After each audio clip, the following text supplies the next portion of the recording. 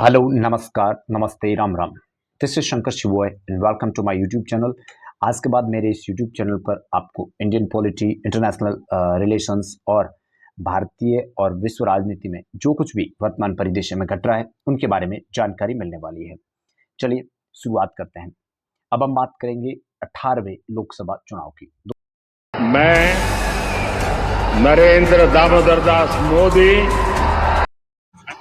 ये हैं भारत के प्रधानमंत्री नरेंद्र मोदी, जो कि रिकॉर्ड तीसरी बार प्रधानमंत्री की शपथ ले रहे हैं। शपथ ग्रहण समारोह की बात करें उससे पहले हम समझते हैं कि भारत में लोकसभा चुनाव की प्रक्रिया कैसे कार्य करती है। जैसा कि आप जानते हैं, भारत में लोकसभा में कुल 543 सीटें हैं। बिल को सरकार बनानी होती है, उसे 272 प्लस सीटें प्राप्त करनी होती है। 2024 के चुनाव के नतीजों के अनुसार बीजेपी को 240 सीटें, वहीं जो कि सबसे बड़ी पार्टी बन के आई है, वहीं कांग्रेस सेकंड लार्जेस्ट पार्टी है जिसे 99 सीटें प्राप्त हुई है। इस हिसाब से अगर हम देखते हैं तो किसी भी पार्टी को बहुमत नहीं मिलता दिख रहा है। इसके लिए अब हमारे सामने आती है गठबंधन सरकार, जिसको हम कोएलिशन गवर्नमेंट कहते हैं। चुनाव पूर्व गठबंधन के अनुसार बीजेपी लेड जो गठबंधन है उसका नाम एनडीए है, नेशनल डेमोक्रेटिक अलायंस है, जिसमें सबसे बड़ी पार्टी बीजेपी है जिसने 240 सीटें जीती हैं। वहीं दूसरे नंबर पर टीडीपी, तेलुगु देशम पार्टी जो कि आंध्र प्रदेश से चंद्रबाबू नायडू इसके नेता है, जिसने 16 सीटें जीती हैं। जेडीयू जनता दल यूनाइटेड नीतीश कुमार की पार्टी है जिसने 12 सीटें जीती है। शिवसेना दो भाग हैं, एकनाथ और उद्धव, जो कि एकनाथ शिवसेना है वो आपके बीजेपी के साथ में, उसने 7 सीटें जीती है। लोक जनशक्ति पार्टी जो कि चिराग पासवान की पार्टी जिसने 5 सीटें, और जेडीएस कुमार स्वामी की पार्टी जिसने 19 सीटें जीती है। इस तरह से अगर हम देखें तो ये एनडीए जो गठबंधन है वो 240 सीटें बीजेपी की प्लस 53 सीटें अन्य जो उनके एलाइज जीत के आते हैं, 293 सीटें जीत के आते हैं और बहुमत का आंकड़ा जो 272 का उसे पार कर लेते हैं। और इन नेताओं ने मिलकर के नरेंद्र मोदी को एनडीए का सर्वसम्मति से नेता चुन लिया है। इसके अलावा दूसरे गठबंधन की बात करें तो दूसरा ब्लॉक इंडिया ब्लॉक है, जो पहले यूपीए के नाम से जाना जाता था, लेकिन वर्तमान में इसका नाम इंडिया गठबंधन है। इसमें सबसे बड़ी पार्टी कांग्रेस है जिसने 99 सीटें जीती है। दूसरी पार्टी समाजवादी पार्टी जिसने 37 सीटें जीती है, जो कि अखिलेश यादव की पार्टी है। तीसरी पार्टी तृणमूल कांग्रेस ममता बनर्जी की जिसने 29 सीटें जीती है।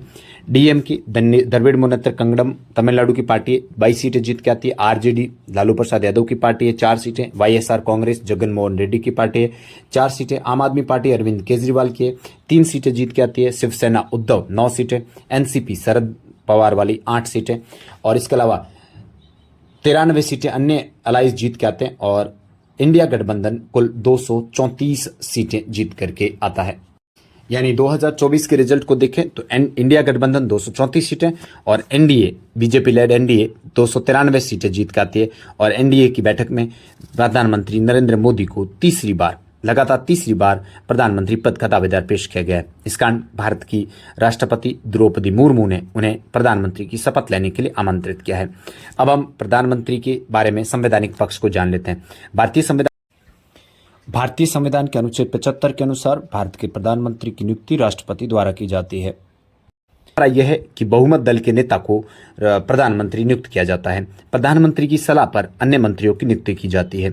इसियों की अधिकतम सदस्य संख्या जो है वो कुल लोकसभा की सदस्य संख्या का 15% हो सकती है।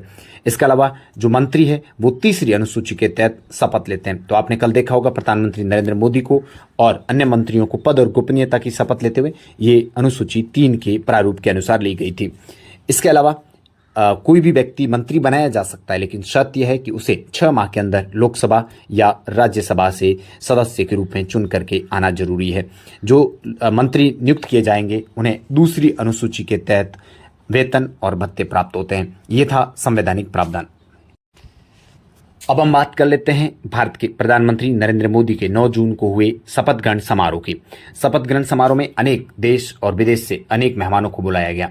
जैसा कि आप जानते हैं कि नरेंद्र मोदी की परंपरा है, 2014 में जब पहली बार उन्होंने शपथ ग्रहण की तब उन्होंने सार्क दक्षिण एशियाई सहयोग संगठन के नेताओं को बुलाया था। जब 2019 में दूसरी बार शपथ ग्रहण की तब उन्होंने BIMSTEC bay of Bengal initiative जो संगठन है उसके नेताओं को बुलाया था। और 2024 में तीसरी बार जब उन्होंने शपथ ग्रहण की तो एक्सटेंडेड नेबरहुड पॉलिसी के तहत उन्होंने अपने पड़ोसी देशों के राष्ट्राध्यक्षों को बुलाया है। इन राष्ट्राध्यक्षों की सूची में बांग्लादेश, श्रीलंका, भूटान, नेपाल, मालदीव जैसे देशों के राष्ट्राध्यक्ष शामिल हुए हैं। इसके अलावा मॉरिशस और सेशल्स के राष्ट्राध्यक्ष भी शामिल हुए हैं, क्योंकि ये प्रधानमंत्री नरेंद्र मोदी के सागर डॉक्ट्रिन और एशिया पैसिफिक नीति का हिस्सा है। इसमें सबसे आश्चर्यजनक नाम मालदीव के राष्ट्रपति मोहम्मद मोइजू का है, क्योंकि मोइजू राष्ट्रपति बनने के बाद चीन के पक्षधर रहे हैं। वहीं भारत और मालदीव के बीच में काफ़ी विवाद हुआ है, चाहे वो लक्षद्वीप द्वीप को लेकर विवाद हो या फिर भारतीय सैनिकों को मालदीव द्वारा वापस भेजे जाने का विवाद हो। लेकिन प्रधानमंत्री नरेंद्र मोदी ने अपने शपथ ग्रहण समारोह में मालदीव के राष्ट्रपति को बुलाकर अपने उदार हृदय को दिखाया है। इस तरह पिछले 2 महीने से चुनाव प्रक्रिया के गहमागहमी के बीच में भारत को नई सरकार और उसका कैबिनेट मिल चुका है। इस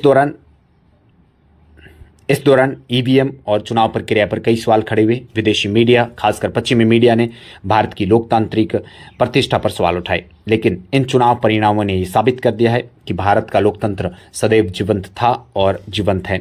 भले ही नरेंद्र मोदी को लैंडस्लाइड विक्ट्री नहीं मिली हो, भले ही नरेंद्र मोदी का मन उदास हुआ हो, लेकिन ये भारत के लोकतंत्र और भारत की चुनाव प्रक्रिया की बहुत बड़ी जीत है। इस तरह से हम सभी को हमारी लोकतांत्रिक संस्थाओं पर और खासकर जो हमारी इलेक्टोरल सिस्टम है, जो हमारा चुनाव प्रक्रिया है, उससे हमें गर्व करना चाहिए और हम विश्व के सबसे बड़े लोकतंत्र के रूप में उभर रहे हैं। अगर आपको हमारा वीडियो पसंद आ रहा है तो चैनल को सब्सक्राइब कीजिए और शेयर जरूर कीजिए। Thank you very much.